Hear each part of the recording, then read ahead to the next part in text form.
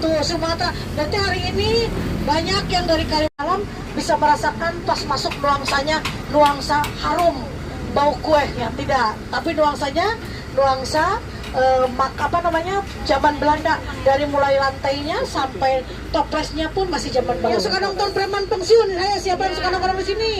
Ayo, Kang Jamal ya. Nah, Kang Jamal sekarang lagi makan siang dulu sebentar ya. Nah jadi kalau Jalan Braga ini sampai kapanpun mungkin tidak bisa diperlebar ya. Karena apa? Kalau diperlebar otomatis akan ada 9 bangunan heritage yang akan hilang. Salah satunya kita lihat di sebelah kanan ada namanya Gedung Gas Negara tuh. Kenapa dipanggil Gedung Gas Negara?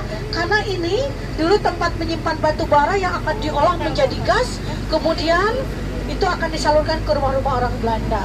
Sungai, namanya Sungai Cikapundung. Sungai Cikapundung ini adalah sungai yang mengalir dari utara 28 km sampai ke selatan. Ya, sungai ini menjadi tempat minumnya orang Bandung nih.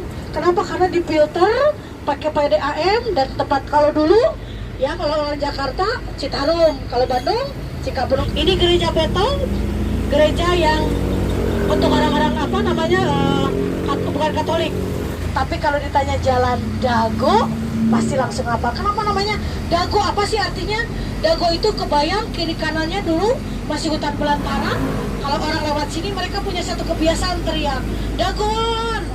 Hitung ada berapakah daging satenya? 7. Bisa dilihat ada berapa teh? 7 apa 6? Ada 6, betul. Kenapa dipanggil gedung sate? Yakin itu sate, Bu? Sate ayam, kambing, atau sapi? Nah, jadi sebetulnya itu bukan sate. Itu adalah bunga lotus, simbol dari agama Buddha.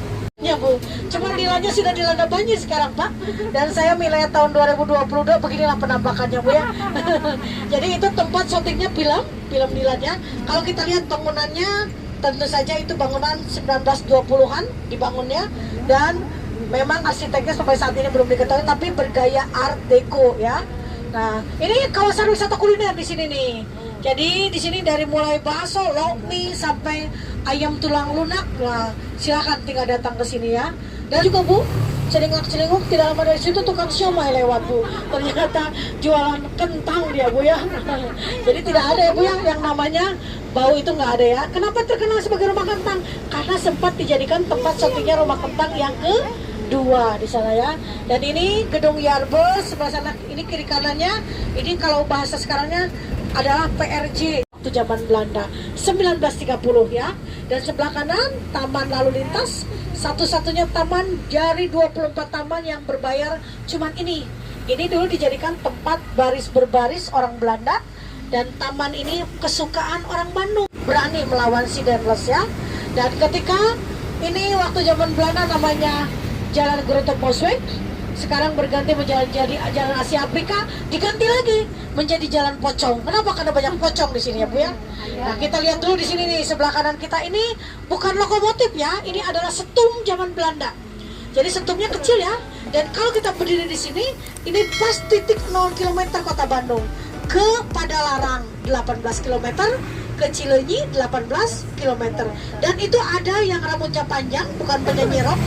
Beliau adalah Herman William Denles, Jenderal Gubernur, ya Gubernur Jenderal yang membuat jalan 1000 km, ya. Dan di sebelahnya adalah pendiri kota Bandung, ya. Nah, ketika melewati Bandung, ini jalur yang dilewati oleh jalur Grote Posweg atau jalur raya pos. Masih berbentuk jalan biasa, ada rumah panggung yang kita kenal sekarang jadi Hotel Sapoy Oman. Nah, Hotel Sapoy Oman ini adalah cikal bakal dari hotel pertama di kota Bandung ini ya. Kemudian di samping Sapoy Oman ini ada supermarket namanya Huis de Vries, makanya di atasnya masih memakai bahasa Belanda tuh ya. Dan gedung Asia Afrika ini adalah tempat hiburan untuk orang-orang Belanda yang berkelas. Artinya kalau orang-orang Belanda biasa saja tidak diperbolehkan masuk ke sini ya. Kenapa? Karena orang Belanda yang masuk ke sini hanya untuk golongan tertentu saja.